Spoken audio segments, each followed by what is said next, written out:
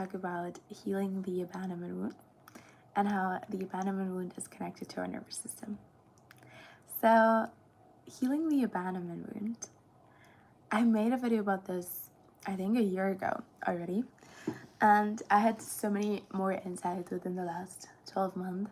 So I was like, I need to share this because the abandonment wound is kind of the root of a lot of trouble that you can create in your life. For example, when we are scared of getting abandoned, also with our finances, we will always be scared that money will run out. So our fear of abandonment will put us in a situation where we never feel completely safe with money. And what we can do then is that we will want to make more money because we think when I have more money, then I will feel safe and secure. And actually, I think a lot of entrepreneurs have become entrepreneurs or wanting to become entrepreneurs because they had some kind of trouble or difficulties in the past, and therefore they were like, I'm done with that. I need to like level up my life. That's what I personally see, and I've seen in my own life. And the other thing is, even when you have like a avoidant or a disorganized attachment style, will always reflect your relationship with your money. So oftentimes I feel like it's not only about, you need to learn the numbers and all the logical things, maybe taxes, or how to build good company structures, or how to write financial plans and do your bookkeeping. I think that's one part, but oftentimes I think a big part could also just be work on your attachment style, and your relationship with money will also change, and therefore the flow of money in your life. And so I used to think when I made more money, then I would finally feel secure in my body. Until a few months ago, I had this realization, hey, I don't think more money is going to solve the problem, because there was a situation in my life where I received quite a lot of money at once. And then I had all of this money and I didn't feel safe in my body. And I still felt like I'm living in survival mode. While I know another person who had way less money than me in the bank, and who felt super secure and who felt super safe in their life. And I was like, I don't think the money is the issue at this point. So then I really dive into fully feeling safe in my body. And the only way that you can do that is through nervous system work. Because so what past trauma or challenges are creating, that it is taking away the sense of safety in your body. And this level of safety you need in order for your sexual energy and your creative energy to be unleashed. Because so what I used to do, I used to always work quite hard, and I used to like do all of these things, and then at the end I felt like things did not work out for me, and I was like, I'm putting so much work in, I'm really disciplined, like what is the issue here? And I realized that because my sexual energy was blocked, because I had so much trauma, that my creative energy, so my ability to create things, was also blocked. And especially because I feared a lot of judgment and I feared very much criticism. So then when you create something and your biggest fear is criticism or judgment, then will you actually create it, or will you dim down? Or when you don't feel fully safe, then will you actually create the things that you want to create? Because in order to be seen and to sell and to show up online and to do all the things, you need to feel safe in your body. So I realized also for social media, it's not only about, hey, do I have the right strategy? It is, do I actually feel safe in my body? Safe enough to be seen, safe enough to even handle criticism and or judgment. Because when you put yourself out there, people will criticize you and people will judge. That is just human nature. So then the question is, do I have the ability to handle that? And does my nervous system can handle that? And I have seen so much in my life that the more safer and secure I felt in my body and in my nervous system, the easier things happened. And the less exhausted I was, like constantly feeling scared and anxious in your body takes so much energy, and so much energy that you could invest in your business, or that you can invest in your relationships. And so another thing that I really did the last month was seeing my time and my energy as an investment. So always thinking about, okay, now I'm investing this and this and this in a relationship. Now I'm investing this and this and this in my business. Like the hour that I take, I put into my business. And what really helped me is that I'm currently working at a startup, and I get I get paid, right? And I have like an hourly rate. So I would always think, oh, if I give now 1 hour to this person, I give 15 years to them. Would I just randomly give them 15 years? And then if I then, for example, say no, then I would always think like, is this a smart investment? So then I realized, hey, I really like investing in the relationship with my best friend. I really like investing in the relationships with my family, with my cousin, with my aunt. I really like doing that because I would give them just randomly money if they would need it.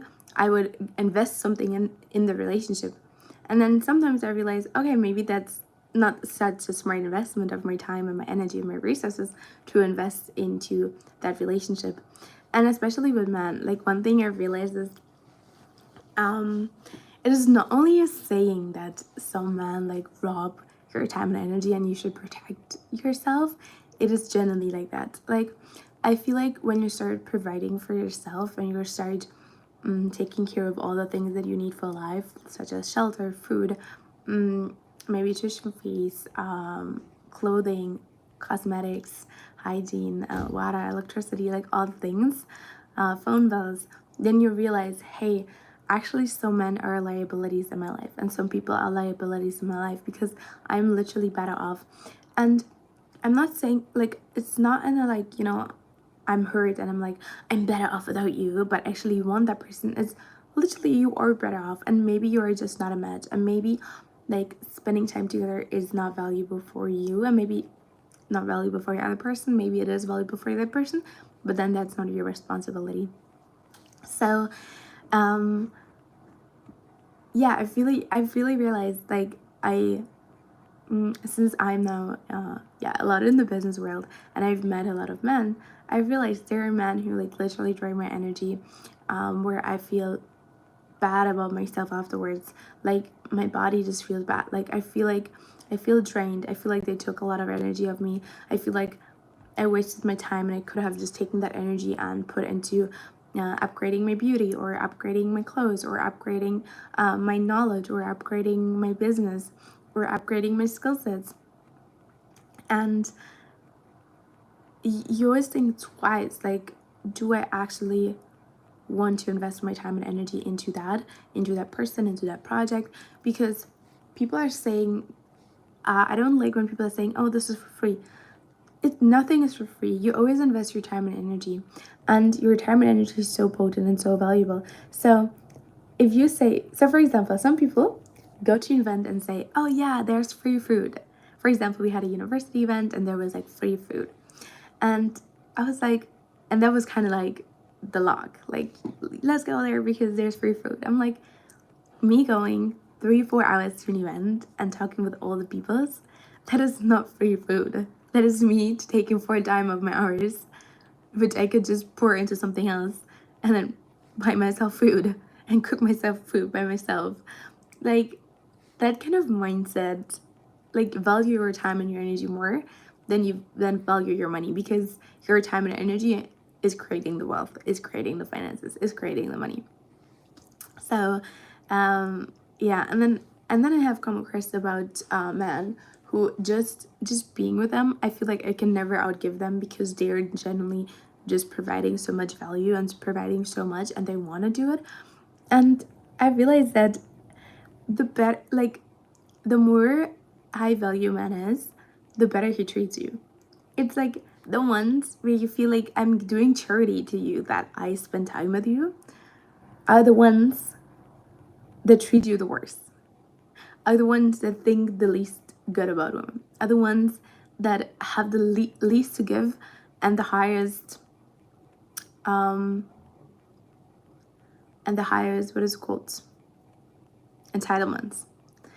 And so that was really a thing that I realized. But then it's always your decision, right, with whom to spend your time with. So there's no bad feelings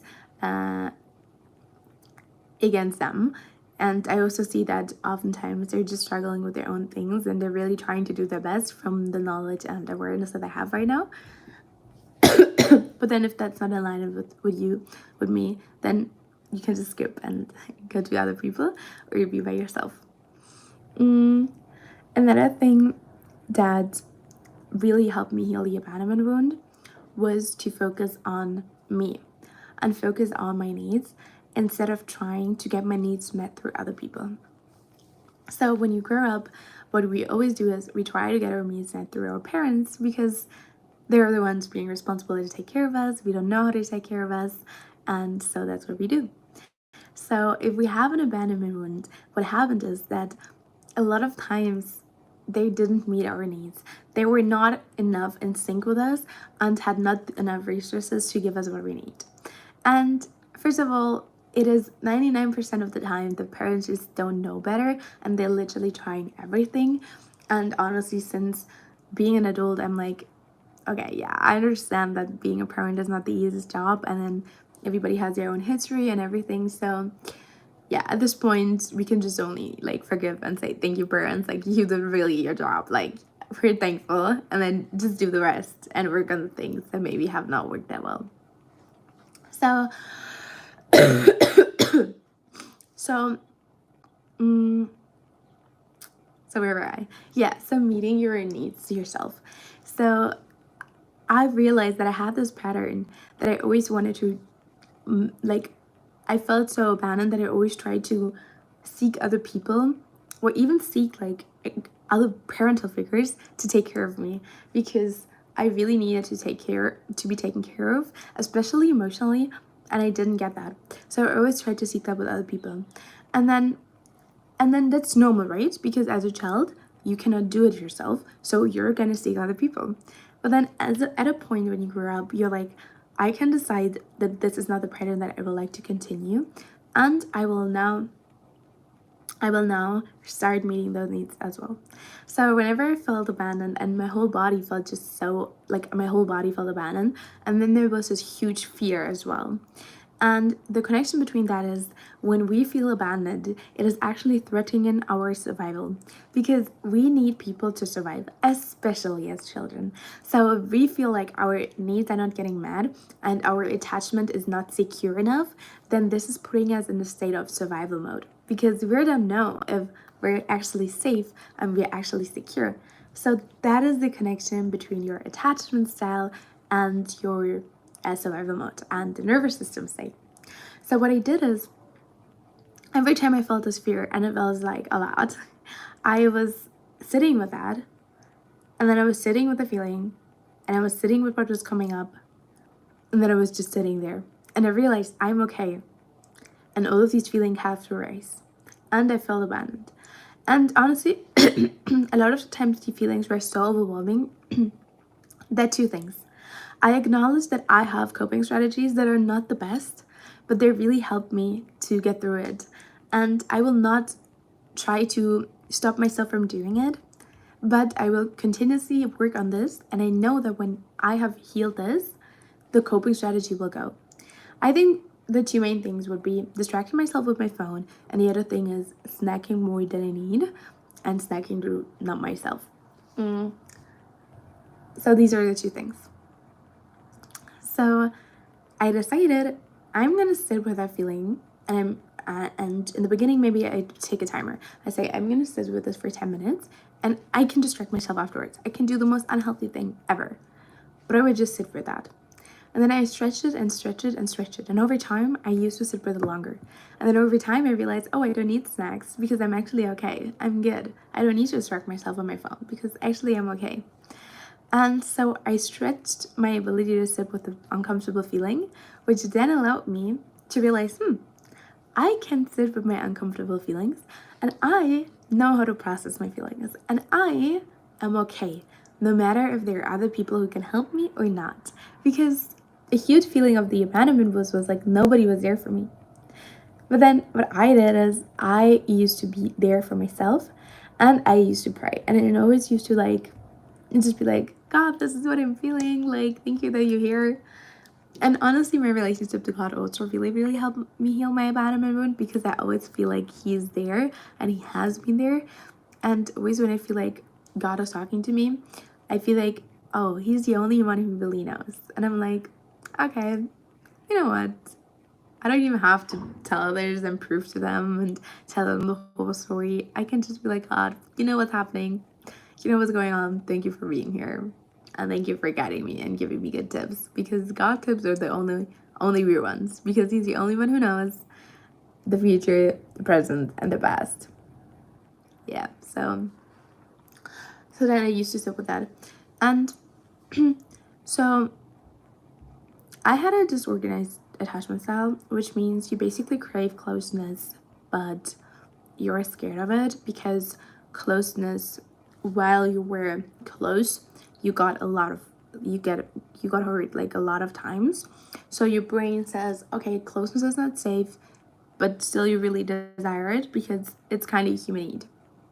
So what I realized then is I tried to get too close, because I was abandoned. I felt so abandoned that I tried to always get close and close and close, because I felt alone. So I wanted closeness so bad. But then on the other hand, I would sabotage it and I would just push people away, and or cut people off. But I just cut off people, like, that is a few years ago. But what I used to do is like, no, that's not really working for me, and they're not as ambitious as I was at that time. So I was like, no, they're gonna hinder me, and I'm gonna like tell them that, you know what, you're not as ambitious as I am, and I didn't say it that way, but like kinda. And then I used to like just stop contact and even block their numbers. And there was a part of me who actually thought if I'm cool to people and I act like I don't need them, that they would like me more, which is so crazy to me. But I get where it's coming from, because I felt so needy that I wanted to hide that I'm so needy. So then I acted like I didn't need anyone, but I felt so needy. But I was so ashamed that I'm that needy. So I would just act like, you know what, I don't need anyone. And then I would just isolate myself for two reasons. I thought people would more like me. And then the second was because I was scared of closeness, right? Because I was scared of getting hurt. Yeah, so these are the two things. And then I realized I never have to force anything. When I just heal my attachment style, things just work out. And that's why I so deep into attachment styles and into the nervous system, because I was like, it's ruling my life. If I don't heal it, my life is just gonna be terrible. So let me just do it and just enjoy life. And for some reason, people are not really talking about it in business, but your attachment style rules your business. If I feel closeness, I will push clients away. If I feel closeness, I will push business partners away. If I feel closeness, I cannot be really true and honest. If I fear abandonment, I will be very needy with my clients. If I fear abandonment, I will be people pleasing. So there's no really like all of your relational trauma is playing out in business at some point. So that was also the reason why I started working on it. I was like, I really want to be a businesswoman, but I guess I need to do some inner work, because it clearly wouldn't work out.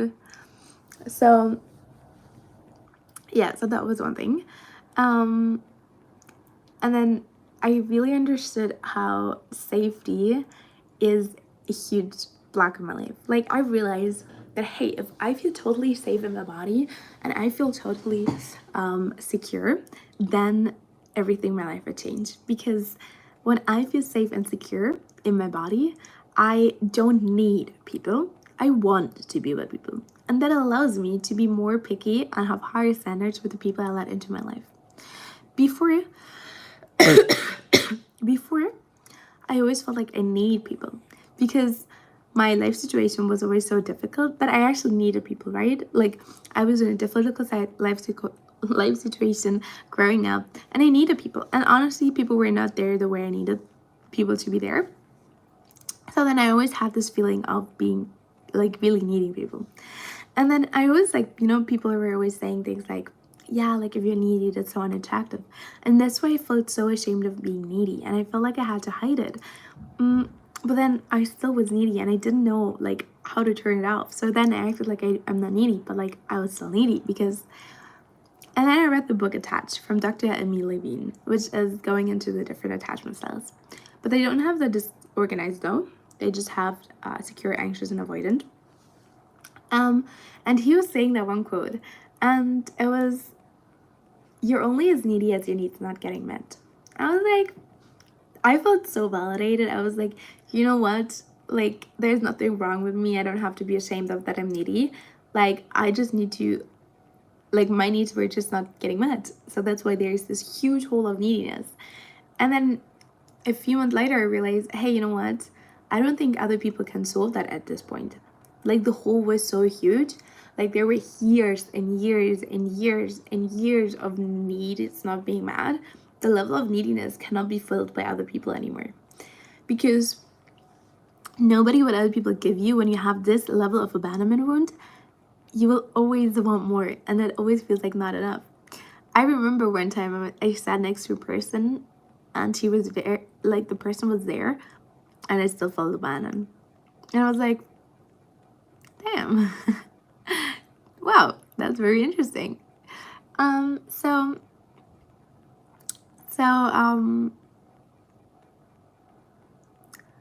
I realized the whole can only be filled by God and by God's love and by God's grace and grace.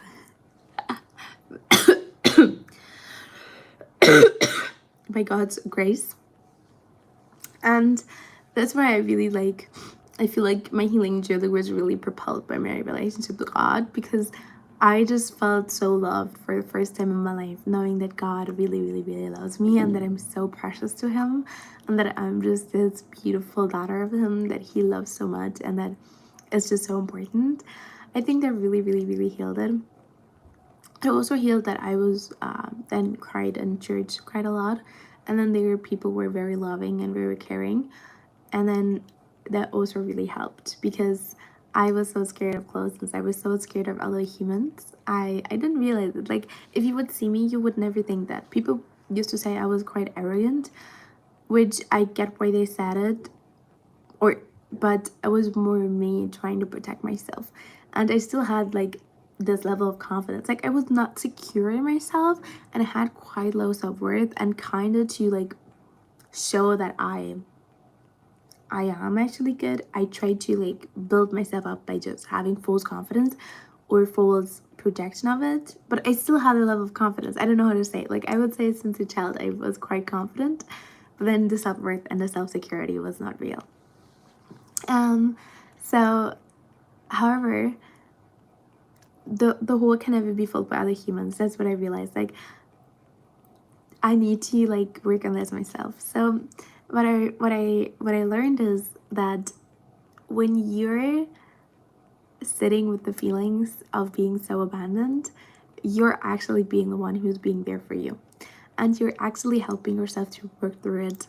And so as children, we need co-regulation because you don't have the ability to self-regulate. Co-regulation means you're really sad and then your parent comes and hugs you and says everything will be fine, I love you so much. So if you don't have that, then it's hard to regulate your own emotions and you feel abandoned. And it's not like, for example, you could have like a teacher or a kindergarten teacher who did that for you. So I had a lot of people like kindergarten teachers or teachers who were there for me, and it is never the same because the security is not there, because they're just there temporary and they're just there doing their job, and if their job is done, they're gone. And that was really hurtful for me because I used to build like a lot of good relationships. Like, I don't know how to say it, but like I had so many, I always say I don't know how to say it. I will stop saying that because I know how to say it. So I used to always get very attached to my teachers because then they were giving me some kind of little bit of love that I really craved. and like emotional, yeah, support. And then I would switch teachers, or be finished with elementary school, but we finished with kindergarten, and then I would always be so extremely sad, and everything would hurt so much. Or for example, like, right, school days are only from Monday to Friday, so then on the weekend you don't have that. So there's always a limitation. Well, family is something there 24/7 kind of available. Um, so that's the difference. So that's why I also had a lot of abandonment, because I always felt like I used to build like great relationships and then they would just leave. So I always felt love like over and over and over and over again. And then at some point I just got sick of it. I was so hurt. Like I was like, everybody is leaving me, nothing is like consistent. And only when I did the inner work of healing my abandonment wound, I could see relationship levels. Like I feel like I'm waking up and everybody knows it and I don't.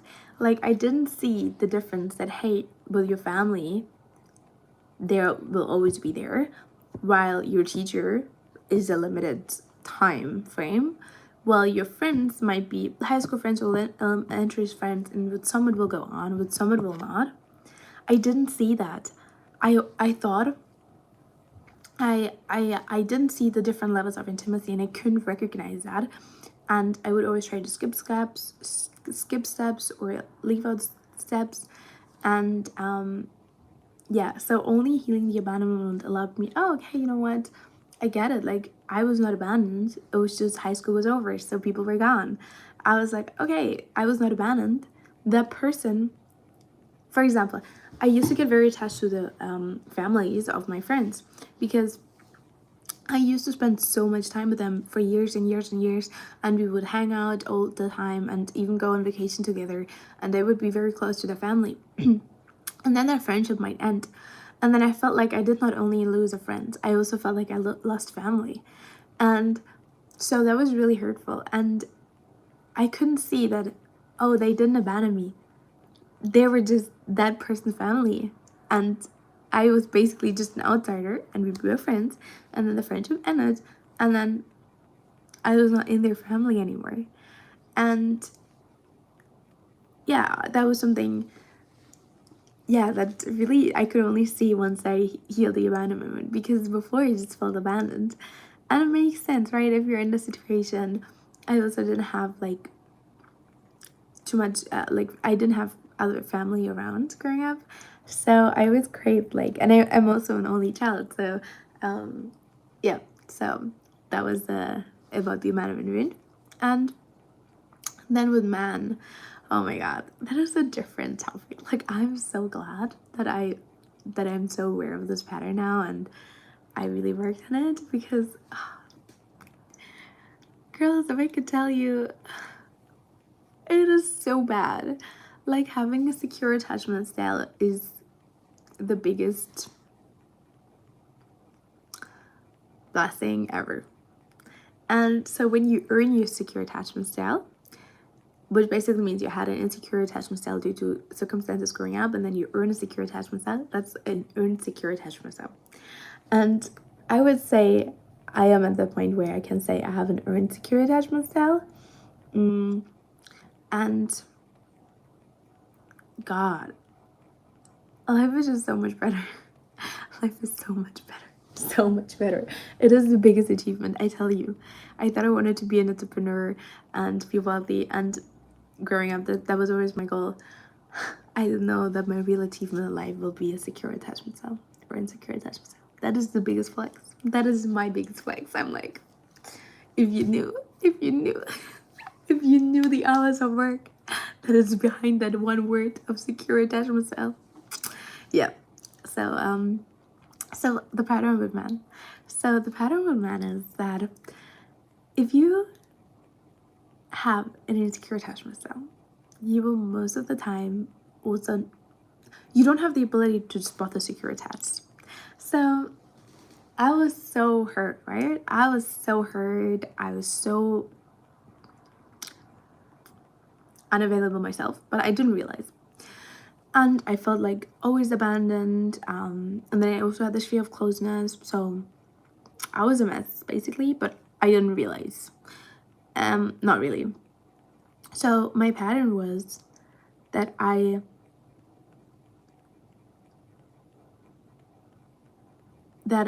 attracted emotionally unavailable people, men, and I always felt like they were so far away.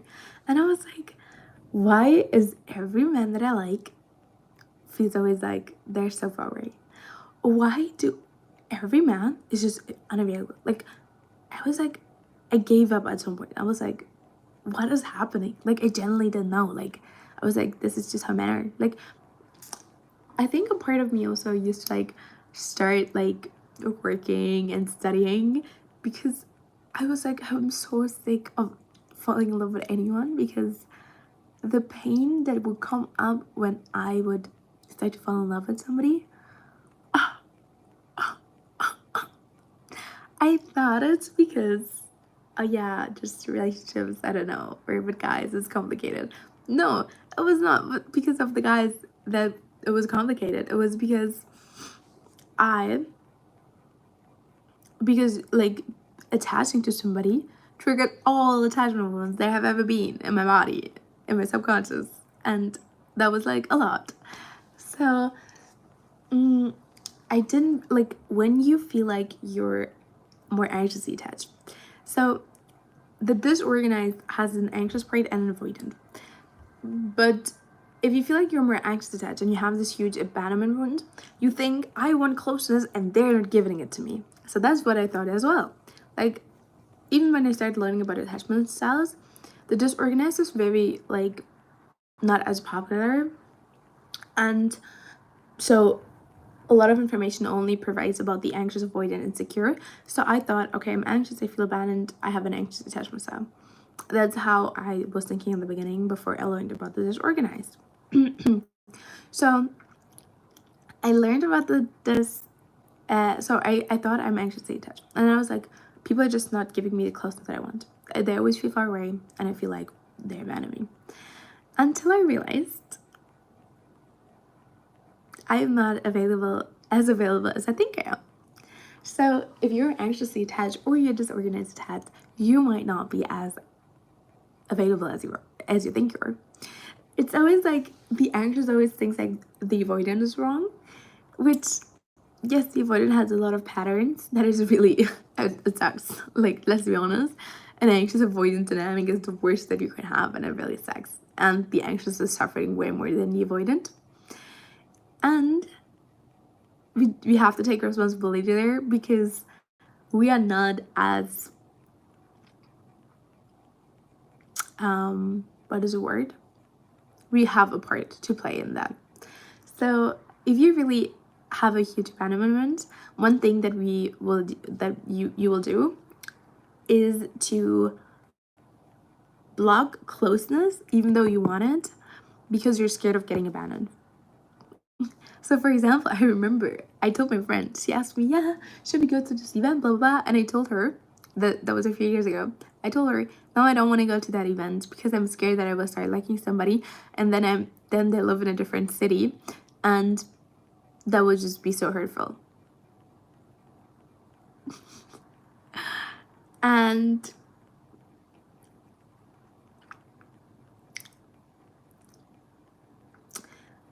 so I just said no. But then later I told her the whole story behind it, and she was like, and I asked her, don't you feel the same way? And she was like, no. And then for the first time I was like, okay, maybe that's not the smartest thought process, but like it's kind of valid for me. Like, I don't know. So that's how we blocking closeness, because we have been abandoned so much, we just don't bother anymore. Like, you don't want to like get too close again. But actually that's kind of starting to be more the avoidant part. When I just hear myself saying it, I think that's starting actually to be more the avoidant part, because the anxious part is like, I want to have closeness, I want to have closeness, I want to have closeness.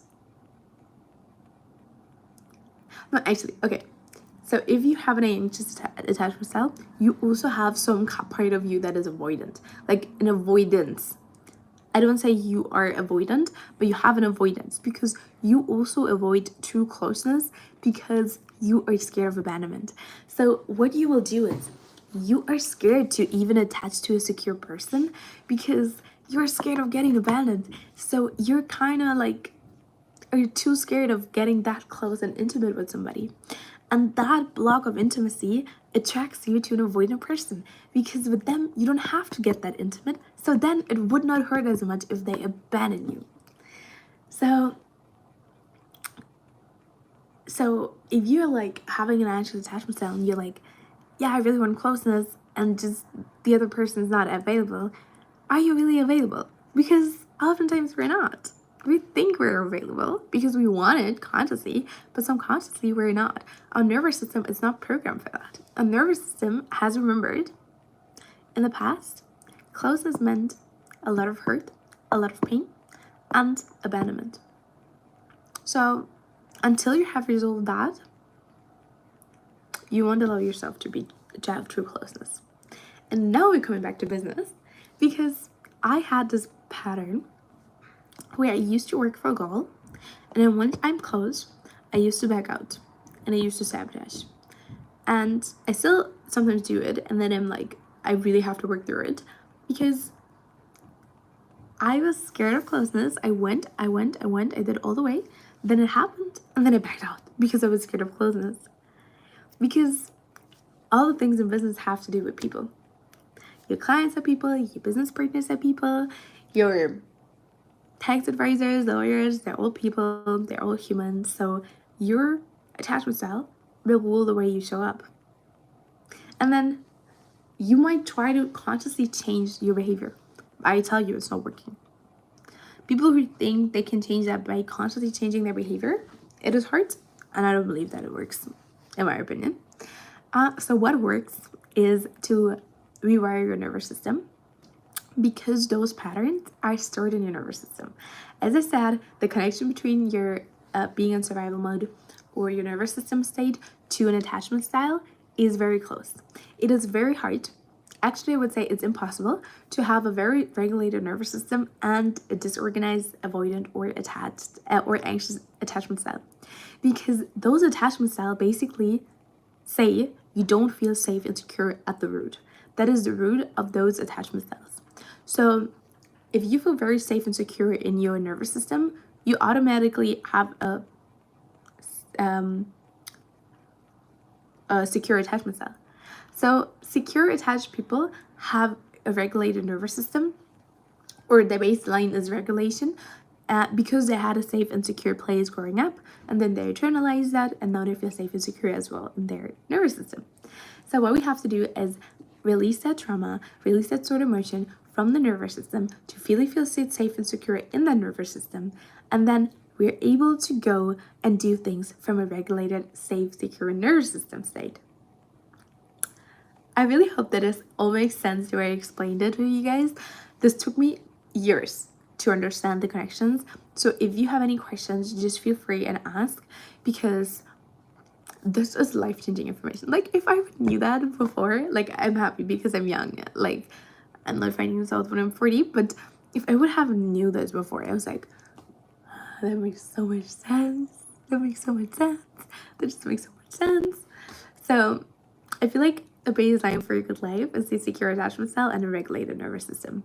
That's why I have really went deep into this work, and I'm actually becoming a certified nervous system regulation coach, which I'm so excited about.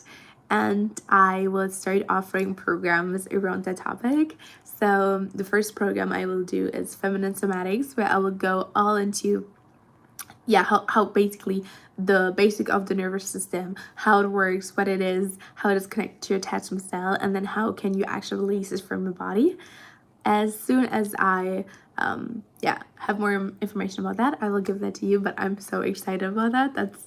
That's just so cool. Like, this is so life-changing, and I'm so excited to make this connection between nervous system, attachment style, and then all other life topics, and then bring it to the world, because I wish more people knew about this, and I really transform the way people see that topic, and bring it more into the consciousness of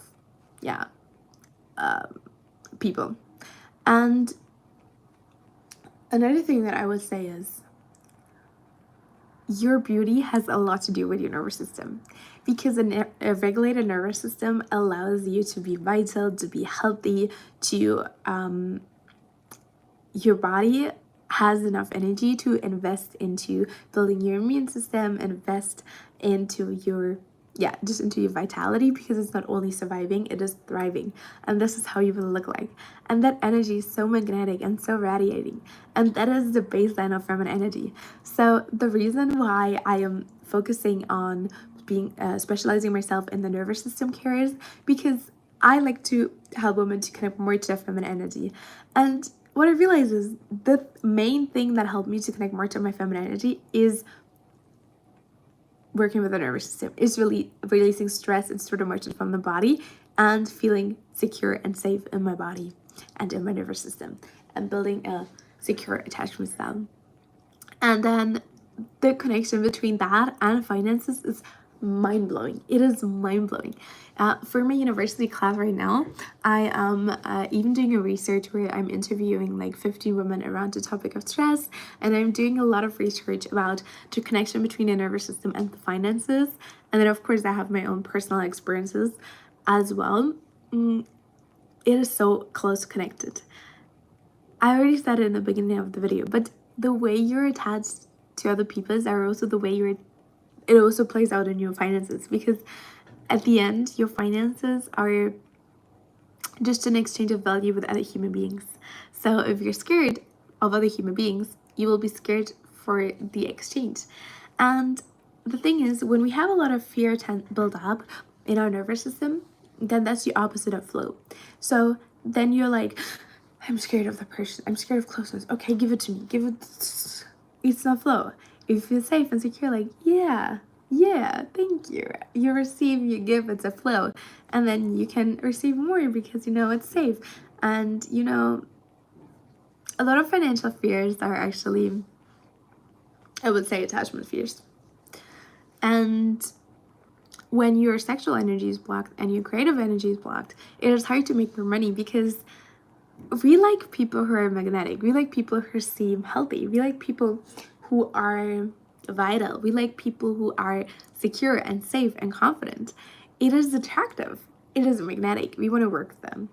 If we feel less magnetized to people who are drained and exhausted and insecure and anxious, that is just not as attractive, because we like to feel safe and secure as well, and we want to go to people who can help us feel that. So that is kind of the connection between nervous system, attachment styles, business, and finances, and love.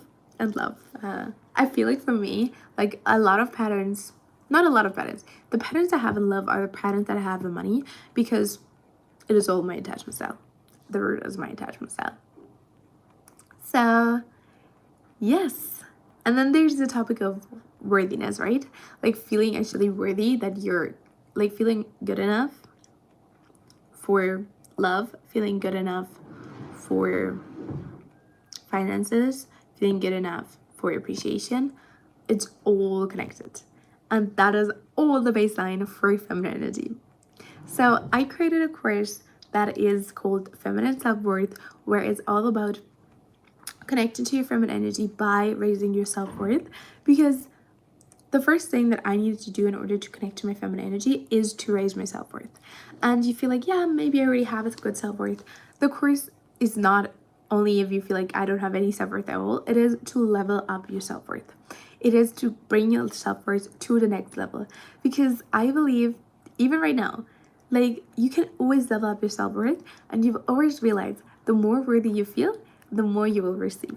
Because if you don't feel comfortable at receiving, other people will feel that and they will stop giving to you.